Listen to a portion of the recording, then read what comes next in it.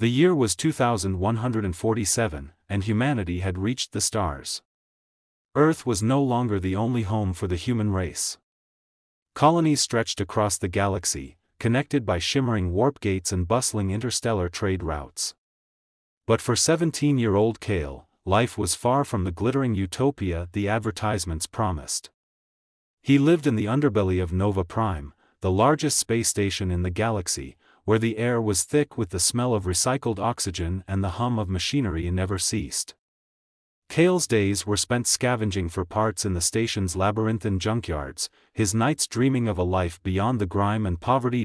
Kale's mother, a brilliant engineer, had died when he was just a child, leaving him with nothing but her old toolkit and a cryptic message: "The stars hold the answers, Kale. But beware the darkness that lurks between them." His father, a broken man, had turned to gambling and drink, leaving Kale to fend for himself. Despite the hardships, Kale had a spark of hope. He was determined to earn enough credits to buy a ship and explore the galaxy, to find the answers his mother had spoken of. But Nova Prime was a harsh place.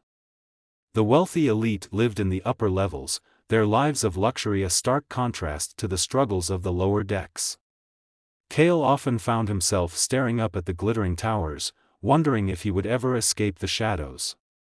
He had one friend, Lyra, a fierce and resourceful girl who shared his dreams of freedom.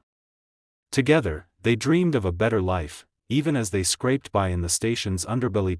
One night, as Kale and Lyra sat on the edge of a docking bay, watching the ships come and go, they noticed something strange.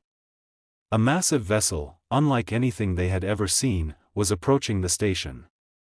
Its hull was black as void, its shape jagged and menacing. Kale felt a chill run down his spine.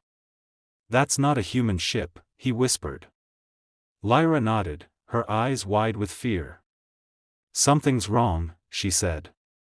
"We need to get out of here." But it was too late. The ship docked, and within moments, the station was plunged into chaos.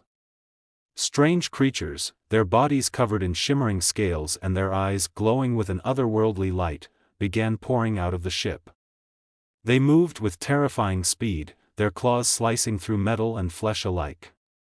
Kale and Lyra ran, their hearts pounding as the screams of the dying echoed through the corridors. Kale knew this was no ordinary attack. This was the beginning of something far worse. The creatures, later identified as the Vorin, were unlike anything humanity had ever encountered. They were ruthless, efficient, and seemingly unstoppable. Within hours, Nova Prime was overrun. Kale and Lyra managed to escape to a hidden bunker deep within the station, but they knew it was only a matter of time before the Vorin found them. As they huddled in the darkness, Kale remembered his mother's words: "Beware the darkness that lurks between the stars." He realized now what she had meant. The Vorin were the darkness, and they had come to destroy humanity, but the Vorin were not the only threat. As Kale and Lyra listened to the emergency broadcasts, they learned that Earth itself was under attack. A massive fleet of warships, belonging to a mysterious faction known as the Galactic World, had appeared in orbit. The Galactic World claimed to be the true rulers of the galaxy, and they demanded humanity's surrender. To make matters worse, a third threat emerged: the Death World, a rogue planet that had been drifting through the galaxy for centuries. The Death World was home to a race of biomechanical beings who fed on the energy of other planets. They had set their sights on Earth, and their arrival was imminent. Humanity was caught in a three-way war, with no hope of victory. Kale and Lyra knew they had to do something, but they were just two kids from the lower decks. What could they possibly do against such overwhelming odds? As they debated their next move, they received a message from an unknown source. It was a set of coordinates, along with a single word: sanctuary. Kale and Lyra didn't know what to make of the message, but they had no other options. They made their way to the coordinates, dodging Vorin patrols and navigating the station's crumbling infrastructure. When they finally reached their destination, they found a small, hidden hangar. Inside was a sleek, advanced ship, unlike anything they had ever seen. The ship's AI greeted them as they boarded. "Welcome, Kale and Lyra," it said. "I am Aegis. I have been waiting for you." Kale and Lyra exchanged a look. "What's going on?" Kale asked. Aegis explained that the ship had been designed by Kale's mother, who had foreseen the coming war. She had created the ship as a last hope for humanity, a weapon capable of defeating the Vorin, the Galactic World, and the Death World. But there was a catch: the ship's power source, a rare and unstable element known as stellarite, was running low. They would need to find more if they were to stand a chance. Kale felt a surge of determination. This was his chance to make a difference, to honor his mother's legacy. "Let's do this," he said. Lyra nodded, her eyes filled with resolve. Together, they set out into the galaxy, ready to face whatever challenges lay ahead. #3. Rising tension and challenges, 1,500 words. ***. The journey was fraught with danger. Kale, Lyra, and Aegis traveled from one end of the galaxy to the other, searching for stellarite. Along the way, they encountered countless obstacles: hostile alien races, treacherous asteroid fields, and the ever-present threat of the Vorin, the Galactic World, and the Death World. But they also found allies. A group of rebel fighters, led by a grizzled veteran named Captain Draven, joined their cause. Draven had lost everything to the Vorin, and he was determined to see them destroyed. As they gathered more stellarite, Kale began to unlock the ship's true potential. It was equipped with advanced weapons, cloaking technology, and a powerful AI that could hack into enemy systems. But the more they used the ship, the more they realized how much was at stake. The Vorin were not just mindless killers, they were a hive mind, controlled by a single, malevolent intelligence known as the Overmind. The Galactic World, meanwhile, was led by a ruthless dictator named Emperor Zorith, who believed that humanity was a plague that needed to be eradicated. And the Death World was a living entity, a planet-sized predator that consumed entire civilizations. The pressure was immense. Kale and Lyra were just kids, and the weight of humanity's survival rested on their shoulders.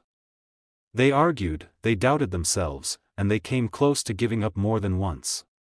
But they kept going, driven by the hope that they could make a difference. Their biggest challenge came when they were ambushed by a Vorin fleet. The battle was fierce, and the ship sustained heavy damage.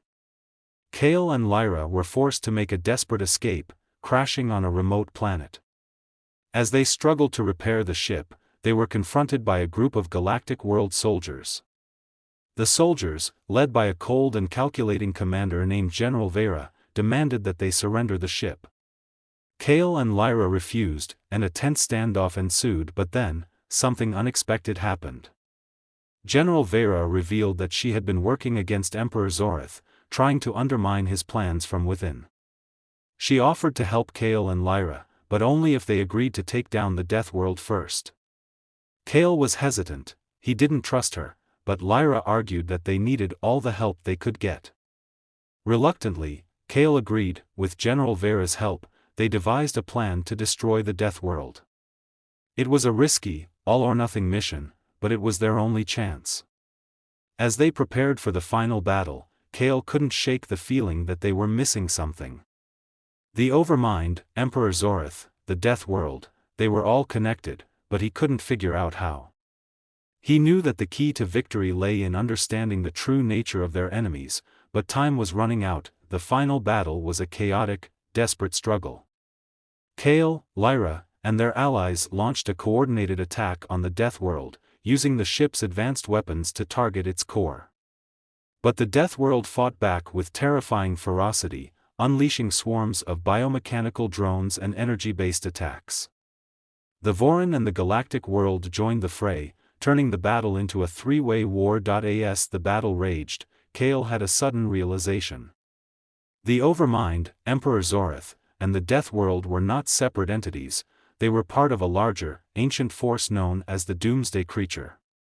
The Doomsday Creature was a cosmic entity that fed on conflict and destruction, and it had manipulated the Vorin, the Galactic World, and the Death World into attacking humanity. The only way to defeat it was to unite all three factions against it. Kale shared his revelation with Lyra and General Vera, and together they devised a daring plan. Using the ship's AI, they hacked into the Voron hive mind and the Galactic World's communication systems, broadcasting a message of unity. It was a long shot, but it worked. The Voron, the Galactic World, and even the Death World turned their weapons on the Doomsday Creature, unleashing a devastating barrage of energy. The Doomsday Creature roared in fury, its massive form writhing as it was consumed by the combined firepower of its former pawns. But it wasn't enough. The creature began to regenerate, its power growing with every passing moment. Kale knew what he had to do. He piloted the ship straight into the heart of the Doomsday Creature, sacrificing himself.